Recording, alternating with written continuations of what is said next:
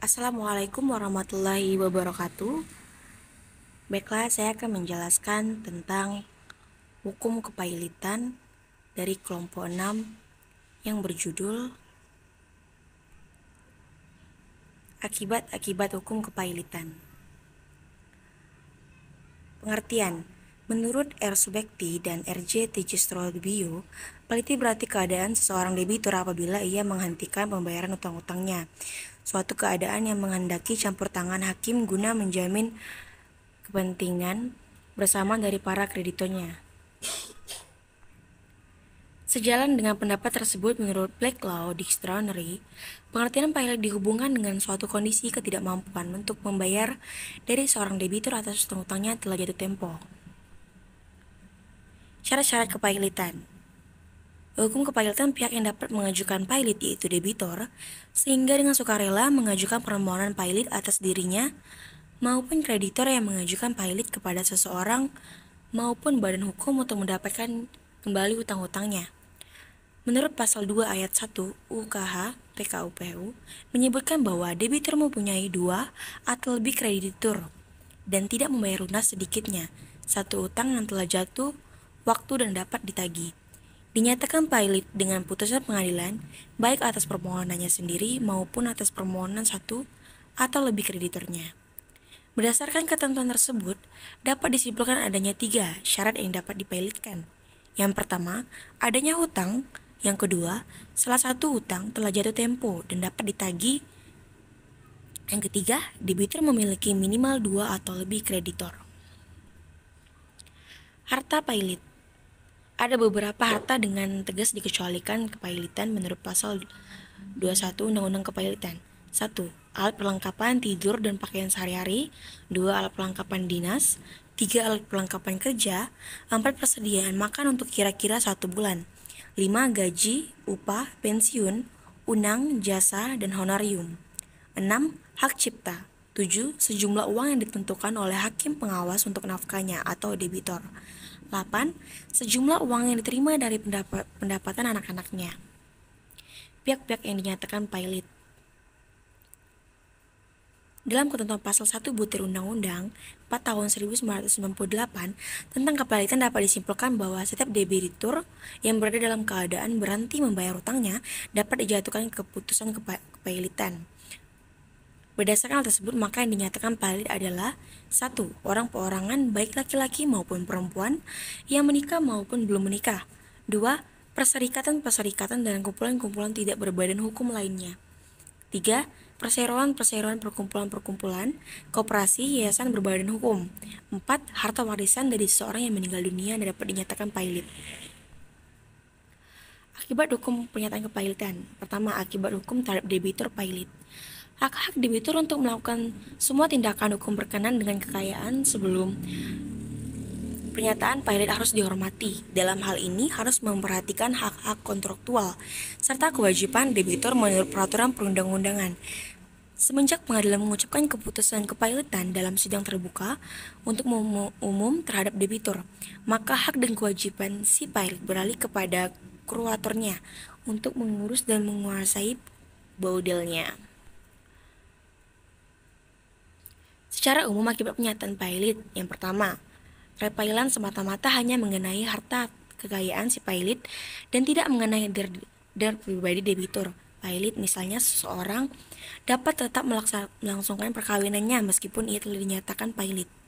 Yang kedua, debitur pailit demi hukum kehilangan hak untuk mengurus dan menguasai kekayaannya yang termasuk harta pailit terhitung sejak tanggal kepailitan pasal 22 Undang-Undang Kepailitan.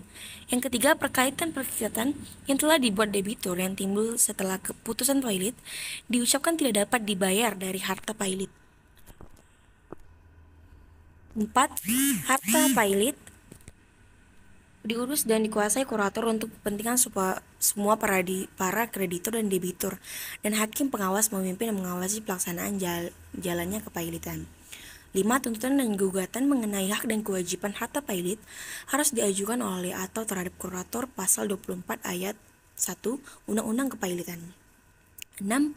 Semua tuntunan atau yang bertujuan mendapatkan pelunasan suatu perikatan dari harta pilot dari harta debitur sendiri selama kepailitan harus diajukan dengan cara melaporkannya untuk dicocokkan pasal menurut pasal 25 Undang-Undang Kepailitan. 7.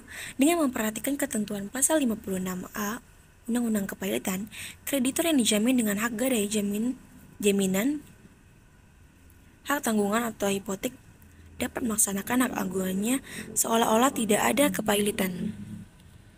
Menurut pasal 56 ayat 1 Undang-Undang Kepailitan, pihak kreditor yang berhak menahan barang kepunyaan debitur hingga dibayar tagihan kreditor tersebut tidak kehilangan hak untuk menahan barang tersebut meskipun ada putusan pailit menurut pasal 59 Undang-Undang Kepailitan.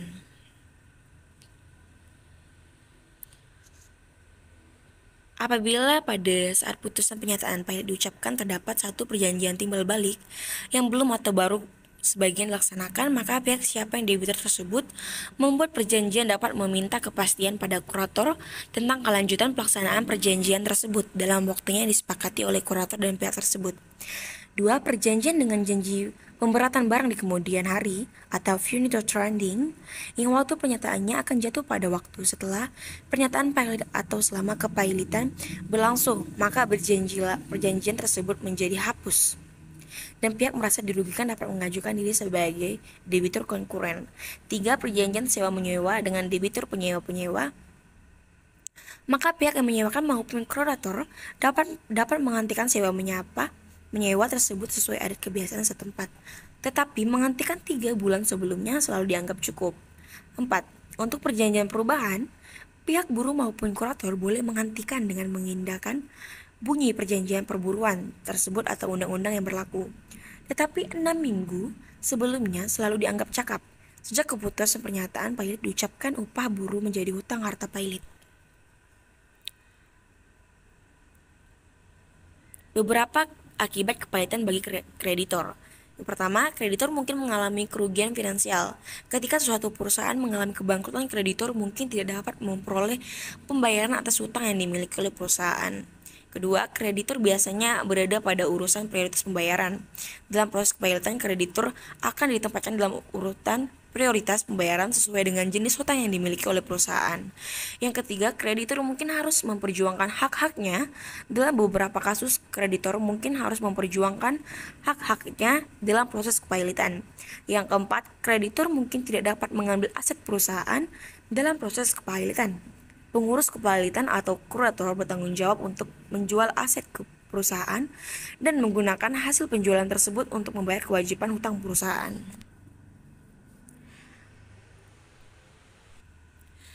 Akibat kepailitan terhadap pemegang hak tertentu. Beberapa akibat yang mungkin terjadi. Yang pertama, pemegang saham mungkin kehilangan seluruh atau sebagian investasinya dalam perusahaan. Namun jika perusahaan berhasil diambil alih atau dijual sebagai aset yang masih memiliki nilai, pemegang saham mungkin masih dapat menerimanya sebagai dari investasinya.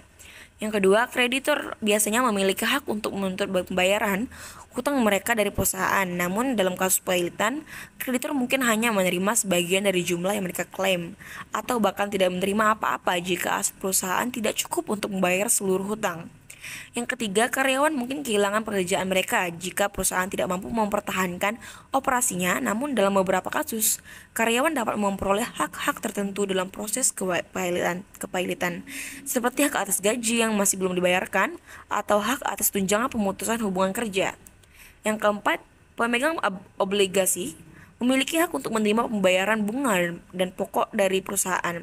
Namun dalam kasus kepailitan, pemegang obligasi mungkin hanya menerima sebagian dari jumlah yang mereka klaim atau bahkan tidak menerima apa-apa jika aset perusahaan tidak cukup untuk membayar seluruh hutang. Ada pertanyaan? Sekian penjelasan dari saya. Terima kasih. Assalamualaikum warahmatullahi wabarakatuh.